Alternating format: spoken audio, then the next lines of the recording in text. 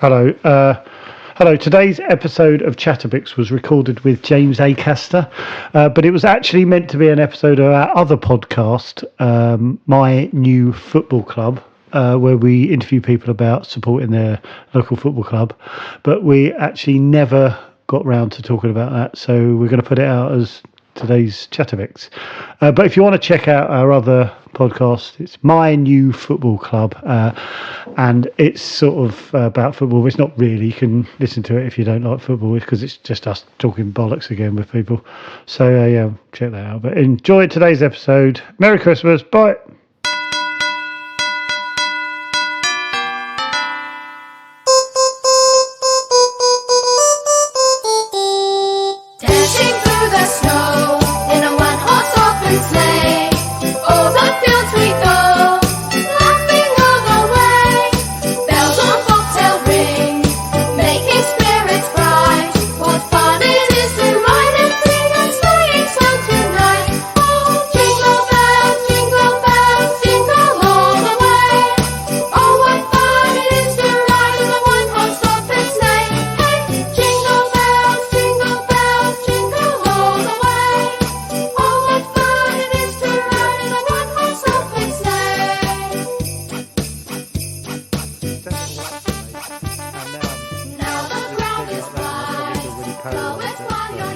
James, you've got to have one of those, haven't you? Yeah. Come on. You're a top podcaster. You haven't got a bloody royalty, you are. Yeah. If I'd known that, I wouldn't bother with this shit. Yeah.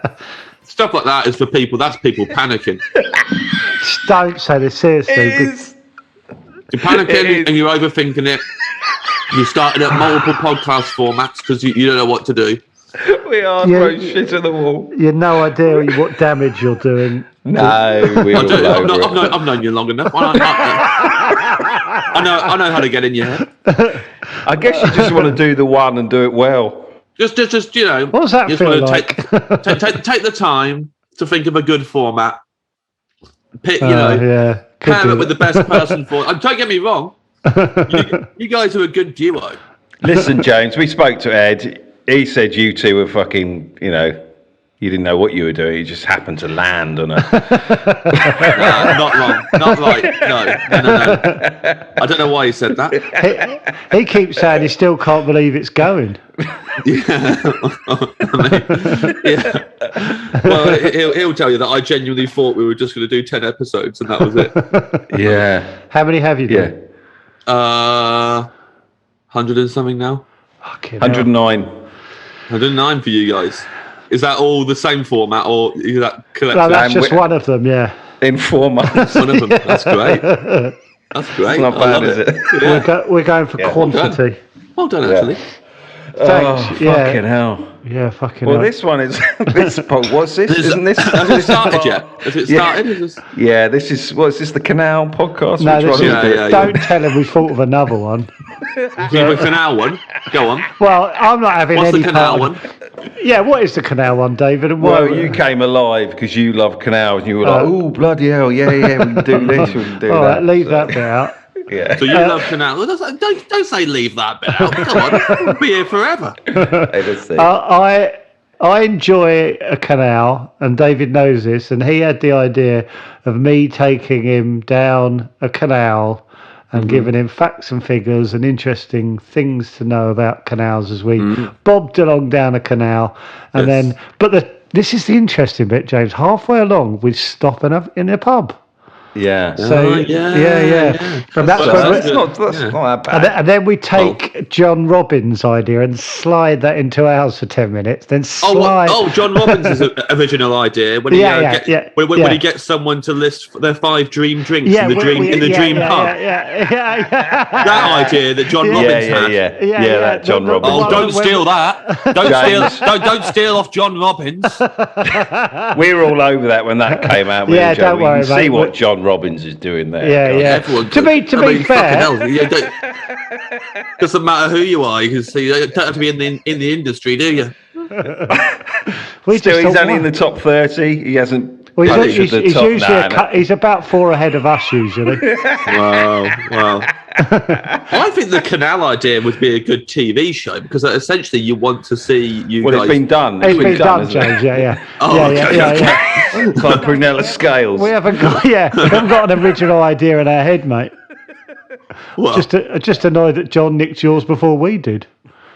But then I would ask you guys for advice about sitcoms. I've been trying to get scripted stuff off the ground for ages. Have you really? Yeah. Have you? Can't do it. Nothing gets. Come on, what do you want? What do you want to know? And we'll Google it and tell you. I mean, anyone can sit down and record a podcast. You guys are doing. We struggle to fucking do that, if I'm honest. Have you really been trying to get stuff away for scripted? Yeah, for ages. I had a pilot 5 years ago. I remember that. And that's it. And then, haven't got anything else away. That baffles me. Yeah. Well, I mean, because you're a clever clogs. You'd think so, but obviously not. I mean, the evidence speaks for itself. And it's not the same person over and over. If somebody doesn't like me, I've had doors shut left, right, and centre. It's a bunch of different people. Oh yeah, don't worry. Me and David have gone down the corridor of comedy and had lots of doors closed. Mainly our own fault. Have you? You must get chucked loads of script commissions, James. No. No. Well, no, commissions, mate. No, actually, not even. No, most of them don't get as far as a script. I think I've had 2 get as far as a script. One was that pilot, and another was something that really, actually, I was relieved when it didn't happen because it was kind of getting out of hand. It was this thing that it would have been mad if it had happened, but I'd gone to America to just do a few gigs and What's that like? Well, it's just fun. The thing is it good? Is it nice? Yeah, but when they turn up and fill an arena or a theatre. Well, no, you do little kind of Edinburgh-sized rooms, and what's nice about it is that you kind of just get to pretend for a while that you're this American comic when you're not. Hardly anyone's really coming to see you at the gig, or you're having meetings and no one knows who you are, and all these meetings have been set up for you. So how do the meetings get set up? Hang on a minute. Can I go back to the plane journey? You're on the plane. You two ask questions like you're my parents' friends at a barbecue. You're not even in. This isn't your job. James, we've got a combined age of 98 or something. What do you think's going to... Hang on a minute. You're on the plane. You're going, I'm going to America. For how long were you there for? 2 weeks? Hang on. The first time I went, I was there for 2. I'm pretty much there for 2 weeks at a time whenever I've been. Okay. But you're thinking, I'm going to America now, and I feel like, how are you feeling on the plane? Pretty good about yourself? Excited because it's a holiday. Don't pick holes in it. So you're not. Yeah. At what point do you go, oh, actually, life's still shit on the other side of the sea? I think kind of if you got your hopes up that it was going to be different. So if you're thinking, so all I do whenever I've been is that I just think this is a holiday and that's it, because obviously nothing's going to happen. It's just going to be, I get to be there for a while, I get to eat loads of food. You got to think that someone's going to pop in though. No. God, I would. I don't know who would pop in, like the bloke from Cheers or something. Yeah, no one's going to... but someone might pop in because it's tiny, it's like a village, and everyone who's ever been in Hollywood is all in the same place, right? Sure, yeah. But look, you see famous people sometimes. Sometimes they maybe... I don't think they've ever really come to my gigs, but but what you don't think is that anything's going to change for you. It's going to be different here. So, but you're going because it's fun and you get to walk around pretending that you're this thing. Yeah, really fun. I love food, obviously. Yeah. So I love going. You have to get that in, don't you, boy? Yeah. Contractually, you have to mention that I love food. Yeah. Is Ed Campbell sat about 2 foot to your left? Yeah, ready to jump in. So how big are your rooms when you? 200 max. That's quite big. It is big for the other side of the planet. That's after But you've had Netflix, which people... lots of people in America have watched it on Netflix as well. Yeah. Well, 200 people in each town I've been to. Still, I'd be over the moon with that. Yeah, really over the moon with that. Really love it. but the reason why. So the point is, you have all these meetings that your agent sets up. So I've got an American. Sorry, I'm still imagining us as two boys at a barbecue. yeah.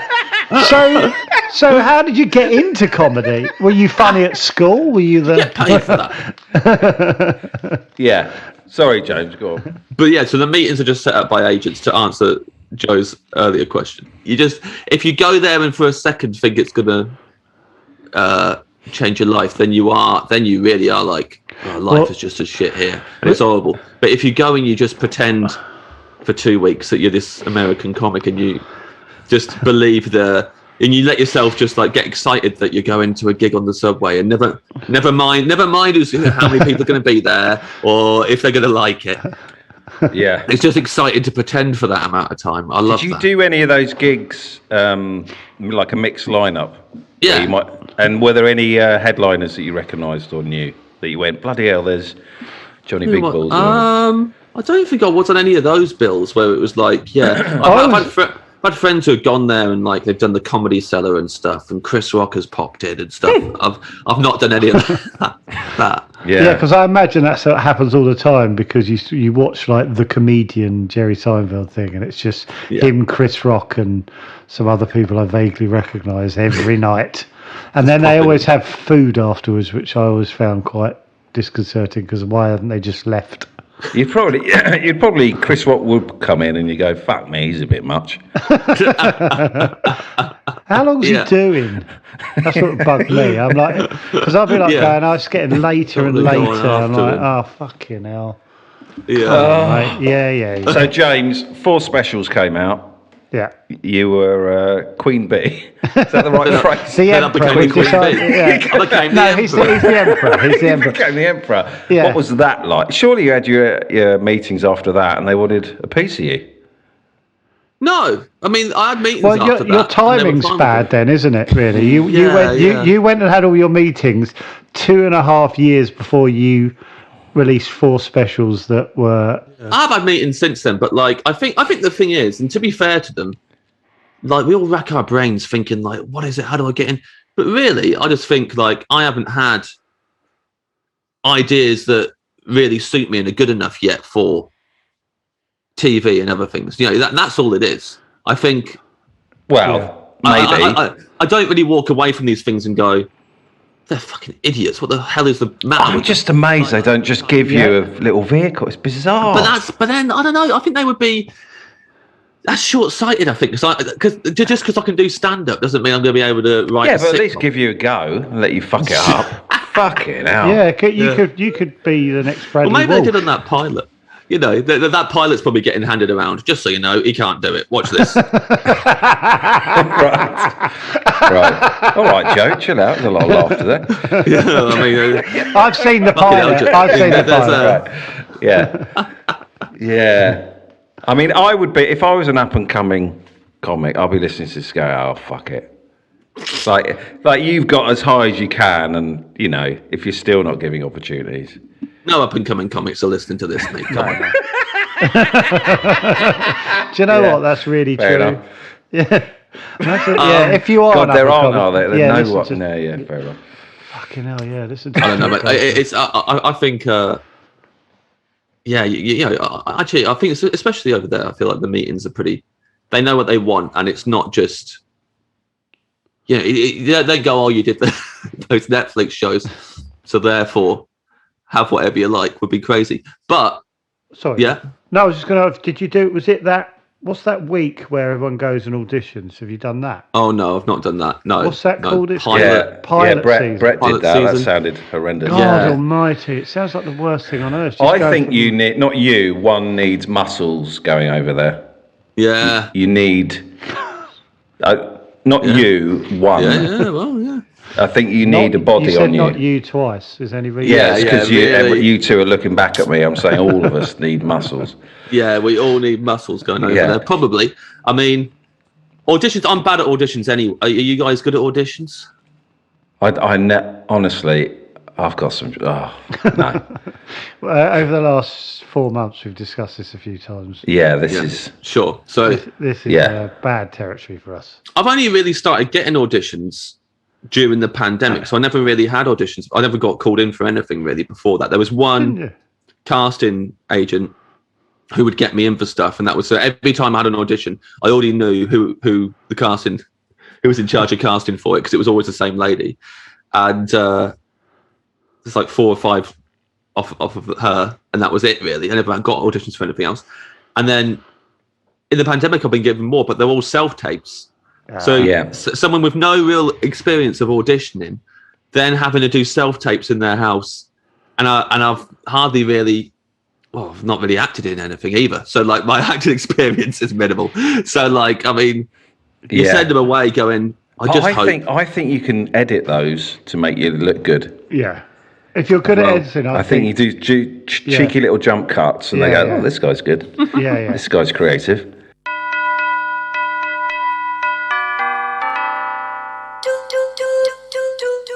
I remember doing a gig with you, James, in was it Angela Barnes in Brighton? In North. The last time I ever gigged with you was in Angela Barnes. Yeah. I still remember your little.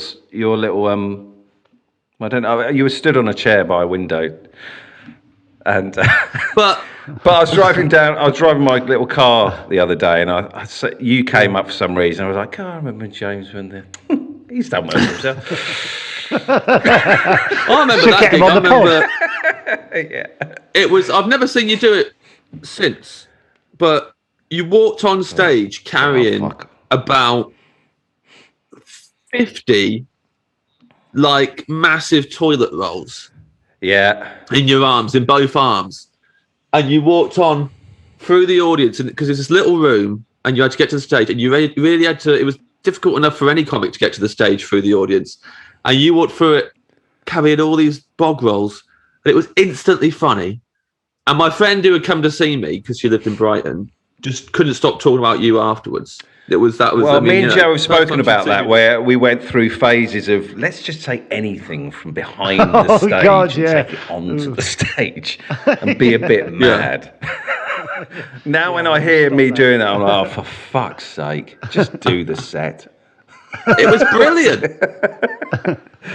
Joe remembers the first time we gigged together. 100%. Because it's come up a lot. Why? Because where was it again? Birminghamish way? Cranley Heath, something like that. Cranley Heath, and it was. When was this? That guy never. Oh, I'd been going for like 3 months. It was amazing.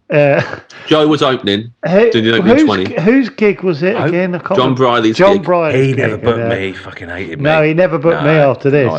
I asked him a few years later. I asked him to take me off his email list because he wouldn't ever book me, and he replied. I said, "Look, no, can you take me off your email list? You're not going to book me." And he said, "That's not true. I just haven't found the right gig for you yet." That's fair enough. He only ran one gig. Yeah, he ran one gig.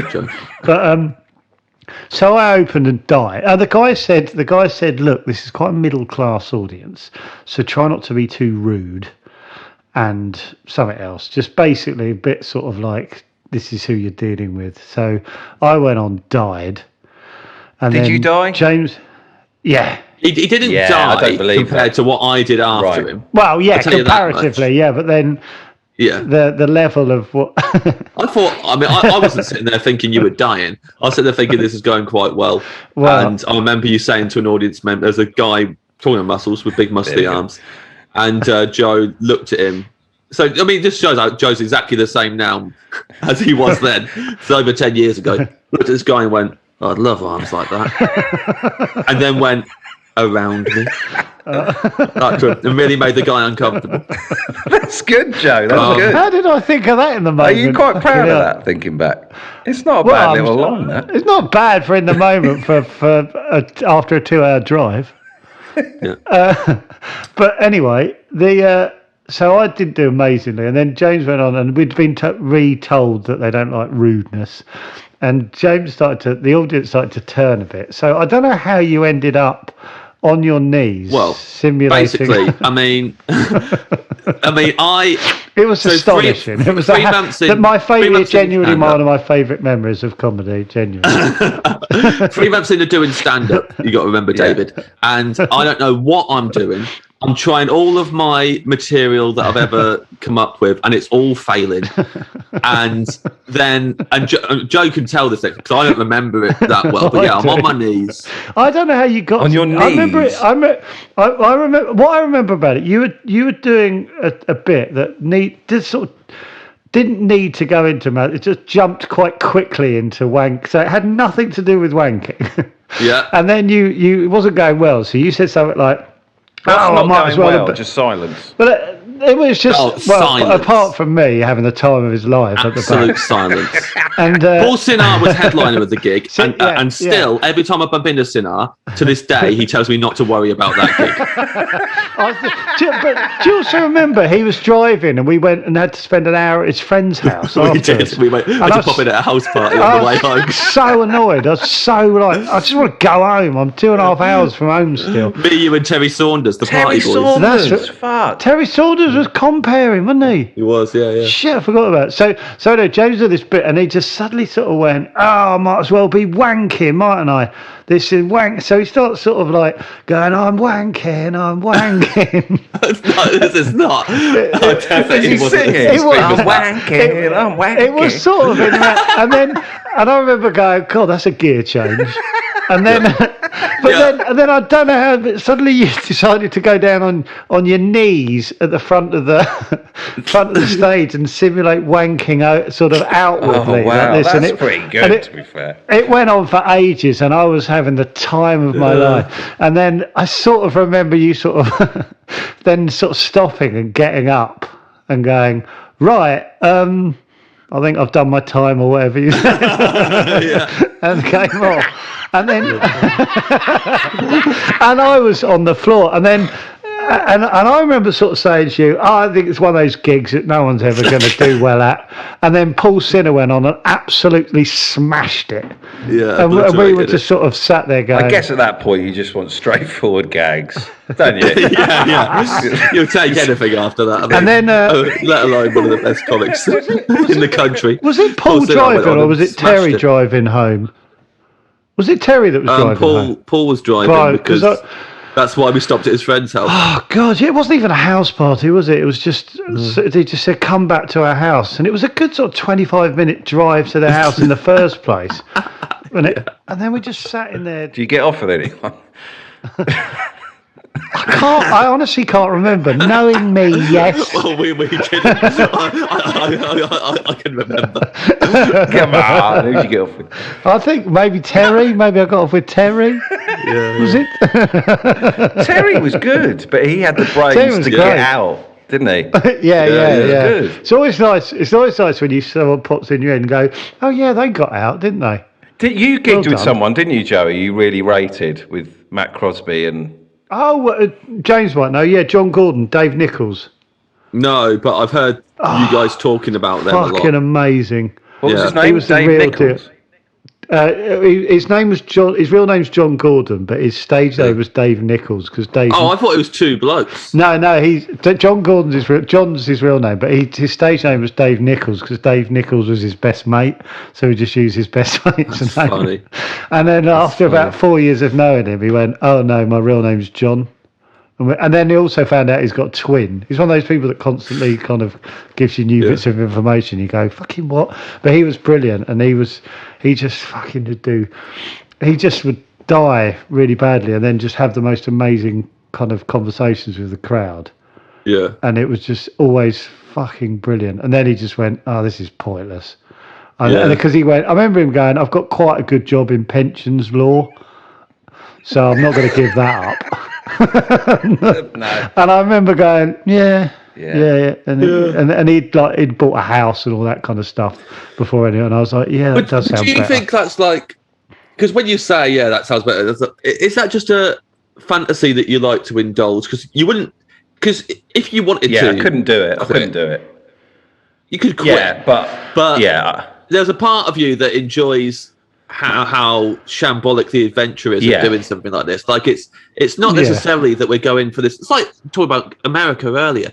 It's not that we go there going, "Oh, my dream's going to come true and this is going to be amazing." We kind of like the fact that we're going to be slumming it a bit and it's not going to go that well, or that we're going to be. It's a story to tell, isn't it? I guess you kind of But I would like that simple life. No, because there's a guy I know who's just been a greenkeeper for 40 years and he's happy just mowing lawns. Yeah, great. Oh, absolutely. And I sort of think that's easier. Yeah. Oh, I mean, definitely. That's a nice. No, I don't think he's once tried to wank, simulated wanking over the. Oh, he hasn't gone to a house party 3 hours from his house after dying, after doing, not even dying, all right at a gig in a town outside of Birmingham. Yeah. Oh, God. James, how long have you got? I've got. I mean, my next appointment is at 1. God, I'd love to have an appointment.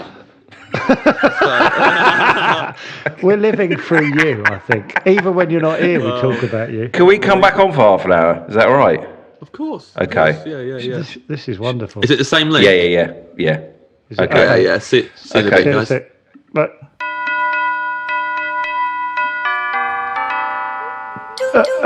are we going to just carry on for Chatterbix then? Yeah. Because I want to ask about podding in the top 5. Fucking right, I do. I want to know. I mean, we are dead. I don't know anything about that. Well, no, we want what it feels like. We asked Ed, and I think Ed thought we were taking the piss, and like absolutely not taking the piss. No, I know that you're not taking the piss, but like, just really sounds like it.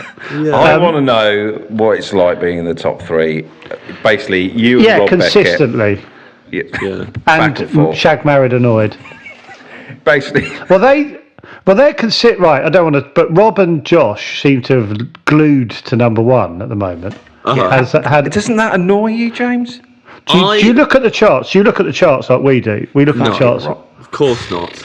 You don't look at the chart. I do every fucking day. What is to be gained from that? What are you enjoying? Well, nothing. I've realised nothing.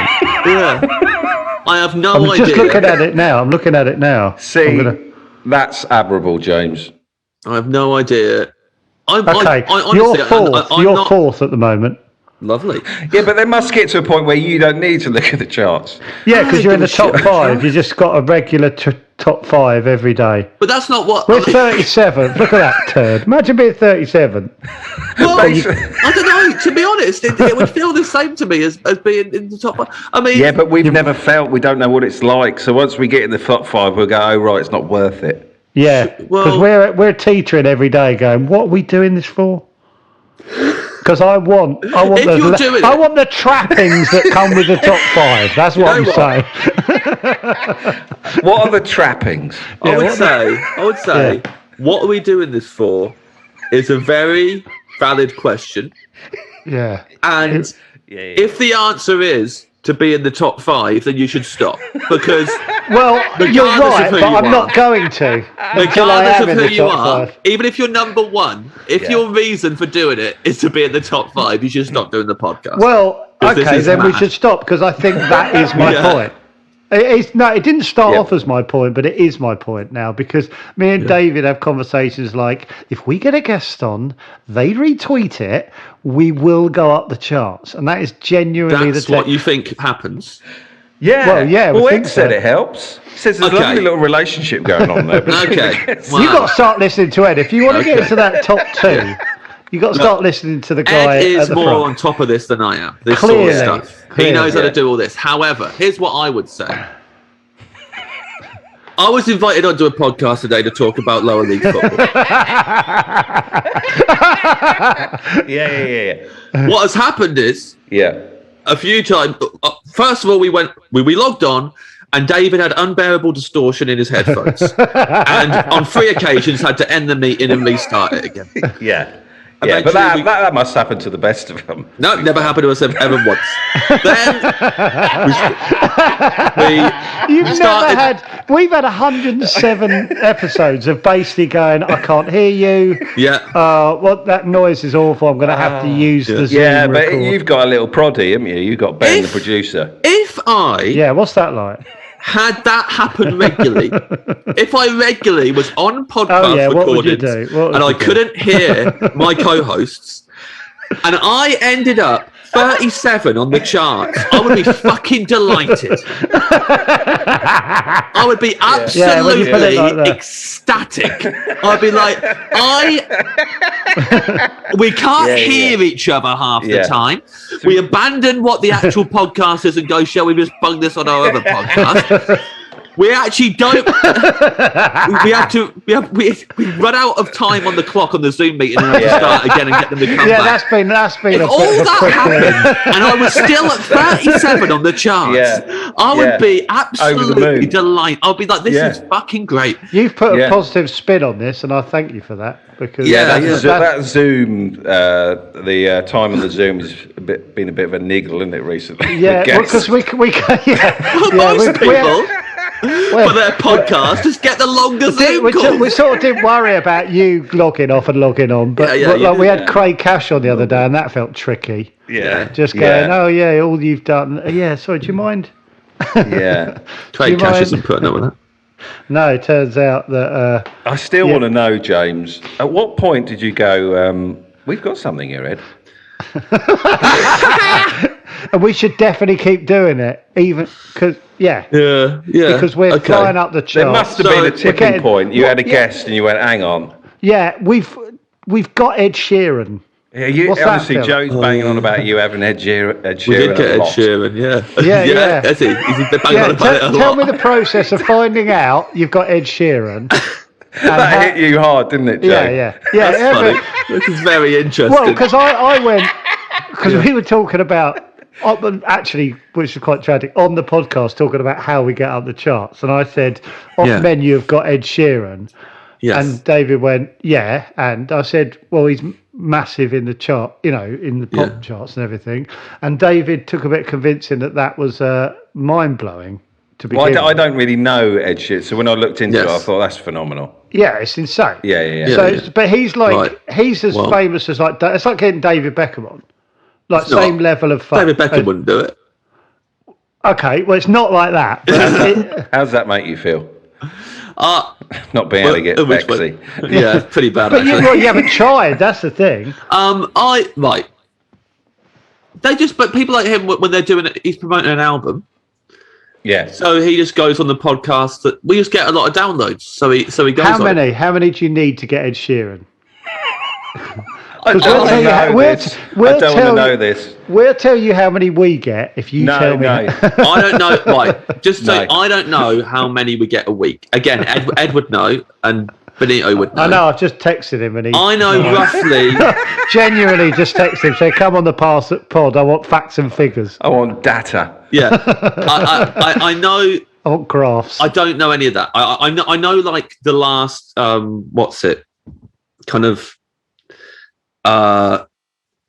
milestone or whatever we passed because you've had a miles. We haven't had Ben tells us that. Ben tells us where it's like, oh, it's this now. This many in total. So I know, but like right. But I don't know how many. Is it in the weekly. Trillions? No, it's not in the trillions. The trillions. But like that's all. But like I don't know, and that stuff's cool. So that feels nice. The charts I don't understand, and the guests. All I want is for them to be good on it. Like I don't really, it is exciting sometimes when you get a guest who you're a big fan of and you know all their stuff. But like, who was the first guest you went? This is a big guest. People do, yeah. We're not just getting our mates, basically. Well, I tell you the one we were excited about. We had a day at the end of the first series where we had booked in. We had 3 interviews, and we were just laughing at who we had one after the other because it was. Jack McBrayer, who's an actor, comic actor, is in 30 Rock. Yeah. But Ed's like favourite sitcom. He's my favourite character in 30 Rock. He's amazing. Yeah, he's the country bumpkin. Yes, he's so funny. So Ed was really excited about that. Yeah. I, through Twitter DMs, had somehow managed to get us Rose McGowan, and we were really laughing at that we got Rose McGowan on the podcast. So do you actually do little Twitter DMs? On that one, I did. On that one, I was wondering whether that's a bit dirty. Well, she'd she had followed me on Twitter and DM'd me saying she liked the Netflix shows. So I was like... So you use that to your advantage? I said, thank you. She was like, I live in London now, if you're ever doing shows. And I was like, oh, we're doing a food podcast. Would you like to come on that? Yeah. So she came on that. So that, to be honest, Rose McGowan was the first one where we felt like... That's men's clash in the world, basically. Who wouldn't do it. And then after her that day was Dynamo, which was really funny to Fucking hell. Dynamo at the end of the day, just because it was such a... What was funny about the day was that those people were back to back, so they got to meet each other on the way in and out. So we got to see Rose McGowan meet, she was in the middle, meet Jack McBrayer, but also meet Dynamo as she left. And that kind of whole thing was just funny to us. So, but that felt like that was a day that we felt... Like now, James, I've got no idea who Rose McGowan is. I've just googled it. So Rose McGowan was like, she's an actor and like she's been in a lot of different stuff. Has she done like Marvel-y type stuff? No, but she was like, so she was in Scream. You would have met. Yeah. So she was in Ben. Is this Ben? Is it Ben's doing it? Like your producer? You got a little producer nowadays. Ben. Actually, I mean, what can you ask him to do? What can you get him to do? Everything, and Ben is amazing. Yeah. So, like, the podcast wouldn't have even made it to the end of series 1 if it wasn't for Ben. So Ben has literally done everything. When we so we decided, me and Ed came up with the format of it and wanted to do it. Yeah. Ed said we should ask Ben to help us to produce it, and then Ben instantly was like, right. We're going to do a photo shoot, and we're going to do a social media campaign. And me and Ed were like, "Is he high? What the hell is he talking about?" Like, how did you feel having photos taken? We felt stupid because at the time I was like, "This is stupid. Like, we shouldn't be. This is a podcast. What the fuck are we doing photos for? Why we got like he's got a professional photographer and everything." This is ridiculous. Well, so Ben put his own money into eventually. Ben did it. Ben was like, I'm going to invest in this. He's got his own, small production company, very small at the time. And he was like, I was like, Joe, what? If he wants to put money into this, fine. But this is a waste of his money. And it wasn't. He really put the time into promoting it. So it meant that the first episode, we had enough people listening to it. And I just had to accept immediately. He understands this way better than I do. He knows what he's doing. I'm just going to let him do that. I never listen to the edits because I know that he will edit it really well. Sometimes, there's no kind of like, oh, I said that and that's going to sound bad. I'll ask him to take it out. He's already taken it out because he knows the tone of the podcast. He's not trying to get any he's not trying to get any viral clips going where someone said something that can get themselves cancelled or anything like that. He's taken all that stuff out. And he's just really good at knowing what the tone of the podcast is, knowing how to promote it. He from day one, he had a very simple, like all the graphics and stuff that they used on social media to promote it were really simple and got across what the podcast was. It's a we nicked when we looked at yours. We went vibrant colours. Yeah, was it theirs we nicked? I know we nicked someone. I can't remember. We did quite a lot of nicking. Get your face. You would never know that we nicked it. No, unless you said it in front of him. Yeah. So he said it directly into his face. Has Ben had any non-hits? Has he had anything? No, you have to ask him. He's kind of sunk money into and it's gone nowhere. Probably because he's turned us down. He had the magic of you and Ed, James. Yeah, he couldn't see a formula that would work with us. Yeah, well, which was fair. His words. Yeah, what? Well, he said what? No, he didn't. James, if you were to do a tour, have you done it? You haven't done a tour yet. Oh yeah, have you done an off-menu tour? No, you did a couple. No. You've done a couple of nights. Yeah. Go on. If you were to do a tour, what capacity venue are we talking? Yeah. And what would you do? And would it be a breeze compared to stand-up? Absolutely amazing with these questions. And now, do you want a sausage with that, Babs? Also, the fact all these questions that you're asking completely explains why you're not getting more listeners. I mean, this is... Does, doesn't it? Oh, Yeah. I mean, Can you see this Questions on imploding? the head. No, answer them and then we'll knock them on the head. Yeah. I honestly, How easy would it be to do a tour? Would you have to do much prep? I mean, general pod, not I just want to yours. talk about the ours. size of the venues. Yeah, and I want to know how little prep you'd have to do. okay, so now just Go on choosing, the road, and how much choosing could you? which how out of much- those two is the least boring to answer first. And how much could you charge, knowing you haven't done much prep? Great. So Okay. we wouldn't have to do any prep. Fucking great. How much could you Because- charge? No prep. Well, because you're just sitting down. Yeah, we know what Yeah, the questions perfect. are. We sit down and Yeah. interview them. Home crowd. And we might have a little thing that we do at the start when me and Ed go out. And like last time, Ed went out and did one of his characters that he Yeah, did. don't do in that. One of the, Don't one of do the that episodes again. of the podcast. Don't do that again. That was fun. Yeah. And I went out and I sang a medley based on the made-up songs I've done on the podcast. So Yeah, like, Ed said people weren't aware of the songs and it fell flat. He said he tried to hurry towards the interview. I did a big wank. I said a wank for ages. This is for Cranley. Yeah, Granny Heath! Yeah. So we wouldn't have to do prep. I don't know how much to charge for tickets. We haven't had that discussion. I honestly wouldn't know. I'm really bad.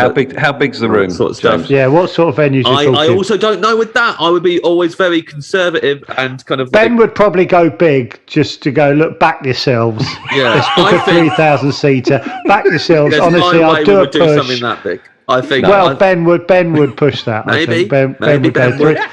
you know.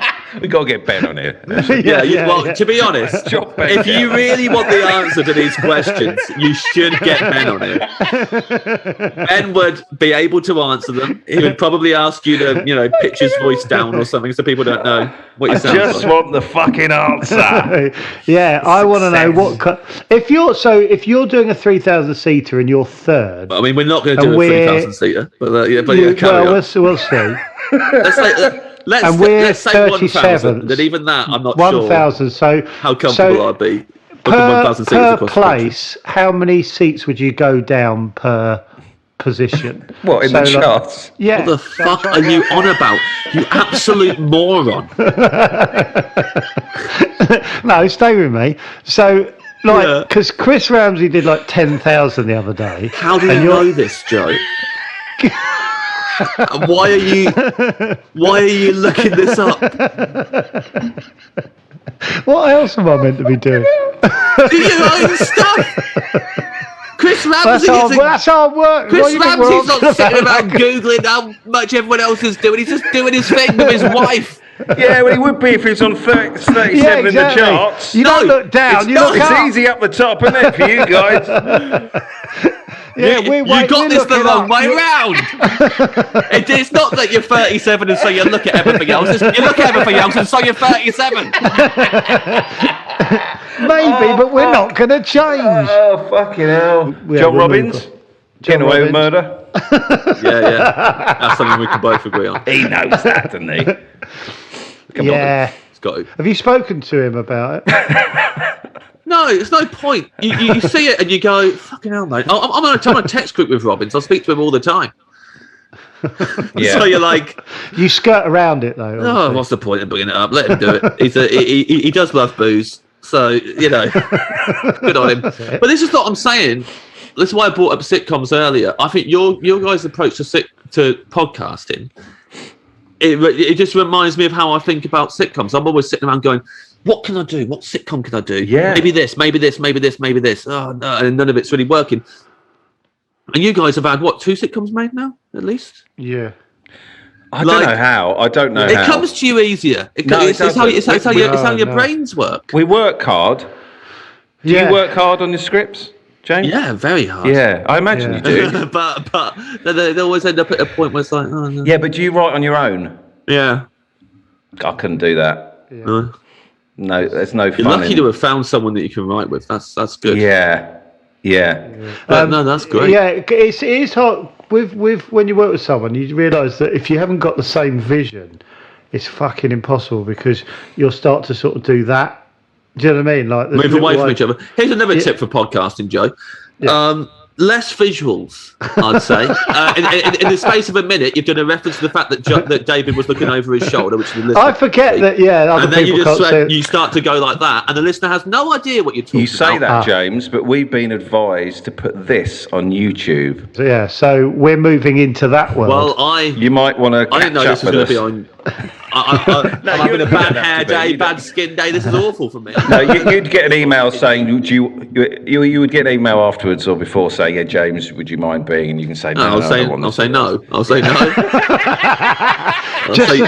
Just to stop our progression. Yeah, just to stop your ascent to the top of the charts. Yeah. I'd fucking love to be battling out with you guys in the top 3. We've been 18th. That's our highest. That's great. So we've gone back. How much of this is serious? How much of this is like you're aware that it's just funny to talk about the charts and stuff? And how much is that you actually want to do it? Oh, yeah, there's underneath, there's some truth. No, I'm more open about it than David, I think. Because But it makes no sense with you, Joe, because you're one of the laziest. Like He's not. He prides himself. No, Yeah. but he prides himself in being like. So everyone knows obviously that Joe.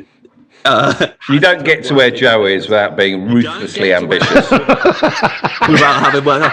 But like, you could have. Your whole thing is like, I can't be bothered. I'm not doing. Which is like, and people buy into it, and it fucks me off, James. That's what I don't understand. Is that the brand is I can't be bothered.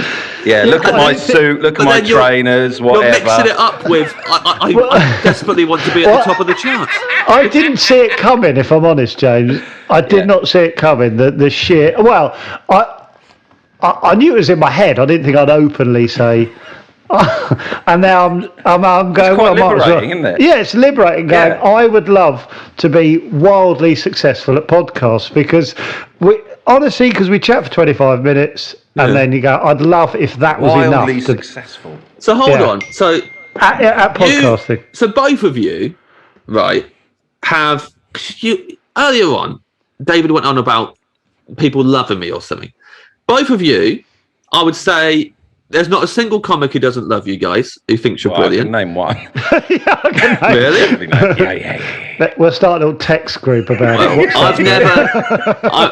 You're the only people I've never heard a bad word about, right? Everyone loves your stand-up. So you smashed it in stand-up. No, he didn't. Acting. You smashed it amongst your peers, mate. Yeah, that doesn't pay the bills, does it? Fuck my peers. Okay, this is what it's about. I want the public. I want a 3,000 seat. But you've both been in multiple sitcoms, films. You know, Joe's out of nowhere, like, managed to smash it on one of the most mainstream panel shows in the country while remaining an alternative comedian and a weirdo on it and managed to pull that off. Hardly anyone does that shit. Joe, he's feeling sort of a bit of pride. And yet... Yeah, I am. I don't know what to do with it. Almost wanted to turn my camera off. His feathers there. And yet... This never happens to me. I'm like, is this happening? And yet the thing we're trying to figure out is podcasts. I sit around going... I'm very proud of the podcast. I'm very glad I've done it. But I'm like, it's just me sitting in my fucking living room, just saying whatever comes into my head. Well, when it comes to actual talent and writing stuff and trying to get things made on telly, I'm getting nowhere. I actually can't do anything. Whereas you guys are writing stuff, acting in it, getting it made, getting it recommissioned, and you're going... Oh, why can't we nail the podcasting? What the fuck are you on about? Yeah, but Jane, when we did the last sitcom we did, I was sat at the monitor, and the person I sat with, like Joe was doing his acting, blah, blah, blah. Don't say like that. And the person next to me said, why are we doing this? Yeah. Yeah, but that's everything. You know those masterclass videos? Those masterclass that you get advertised on YouTube that I'm surprised... Yeah. Joe hasn't watched every single one of them. But have you paid in it? I bet you have. Steve Martin's one. Have you? No, Joe? I haven't. No, because you have to pay. Yeah. and you know it'd just be. I'll wait 10 years really, for it's to free. Yeah. There's a Scorsese advert, and he says, if you don't feel sick after watching your first edit, then like you're doing something wrong. And so every stage they're at thinks, oh, this is shit, or what am I doing, and all that kind of stuff. So yeah, whatever you do, if you're making a sitcom, someone's going to be sitting actually go, oh, why are we doing this or whatever? Because that's going to happen on every single shoot that's ever happened in the world. But you're doing it, guys. You've got to do it, and it's going well. And yet your thoughts are consumed by it. That's like De Niro. And they are. That's genuinely true. Maybe I shouldn't say De Niro, but this is like No, definitely don't say De Niro. Maybe not De Niro, but especially to me. This is like, we brought up David Beckham earlier. This is like sort of like David Beckham sitting around going, I just want to figure out how to break into the YouTube market. Why can't I become a good YouTuber? I think he could. Yeah, he could if he wanted to, just off his name alone, actually. But like, this is mad. This is madness. I want to walk out on stage with 3,000 people, talk bollocks for half hour, and go back pocket. Well, I'll tell you what. Yeah. We'd probably have to do longer half hours. You know all the work you guys put into the sitcoms. Yeah. So you sit and you write them and you film. If you stopped doing the sitcoms. Well, that's what we've been talking about. Stop them, and you put that same effort into podcasting. I'm 100% convinced you could do that. Really? But then, here's what would happen. You'd be in the wings in a 3,000-seater, about to walk on and talk bollocks, and one of you would turn to the other and go, this is fucking shit, isn't it? This is that ridiculous. Is almost guaranteed this has no value to it whatsoever. It's just us talking about, we used to fucking make something, David. We used to write scripted stuff. I'd show him the spreadsheet. I'd show him the spreadsheet of what we're earning. Yeah. And I'd go, we've done no prep. Look at that. And we've got 12 dates here. Yeah. And then we can take the rest of the year off. And then you go... And I'll just go, get on with it. Come on. But no one will remember us when we're dead. Oh, well, that's going to be the case, you know. You guys have immortalised yourselves with those sitcoms. James, when you did... We're coming to the end now. We've got another 45 minutes or so. Yeah. When you might have to cancel your other meeting, if I'm honest, because when you did we're just digging into your stuff 4 now. specials, I was watching on the... They were brilliant, by the way. Thank you. I was watching on the TV going, oh, look at this. They're beautifully crafted shows. I bet he walks off stage going, oh, fuck it. Or did you actually enjoy the doing of them? Well, at the time, I wasn't going through a great personal patch during those ones. So I was very stressed all day with other stuff that was going on. But, so it's 4 shows. We filmed them all in a day. And then we filmed them all again. You filmed them all in a day? Yeah. All 4 hours? Yeah, we filmed 4. No way. Yeah, and then we filmed all 4 again the next day. So we did it like that. Could you not think of a more stressful way to do it? Hang on a minute, with different audiences. So the audience was on... So the audience, you could buy a ticket for the whole day if you wanted, or you could buy a ticket to the first 2 shows or the last 2 shows. Wow. So we kind of had the same audience for the first 2 shows, and then about half of them left, and another half came in, and then the 3rd and 4th show. So it was about half of them were there for the whole day, each day, and then half of them were coming and going. And the whole thing with them is that, well, I just wanted to had an idea for the 4 shows, and they interlinked and all this stuff. And financially, I just couldn't. The only way we could do it was to do them all in a day and all again the next day, because of hiring the camera crew and paying everyone and stuff like that. So that's how we had to do it. But because it was 4 shows in a day, there was some that I came off. The first one, I remember the second day, and on the first day, I'd done the first show and it had gone okay, but not great. It was like, 2 or 3 in the afternoon or whatever it was. And it felt a bit like it was that time of day and a bit quiet. And then the other 3 had gone quite well. So then the second day, I was like, right, my only goal now today is to get that first one good, and then I've got them all. And then I went out and it was a bit flat again. And then I came off and was like, well, I'm fucked, because no one was going to watch all 4 of them if the first one. Oh, because it's the first. Yeah, so it's like, and they had to go out in that order. So I was like, well, that's it now. So I was really depressed then. But then later that day, the 3rd show I did, it was the best that show had ever gone. And I was delighted afterwards and really happy with it. So but I do get really, really easily negative after shows and stuff, but it's mainly not really to do with the show. It's to do with me. Yeah. And my mindset, tired, too tired, too stressed with other stuff, whatever it is. And then, you can still have a really good one.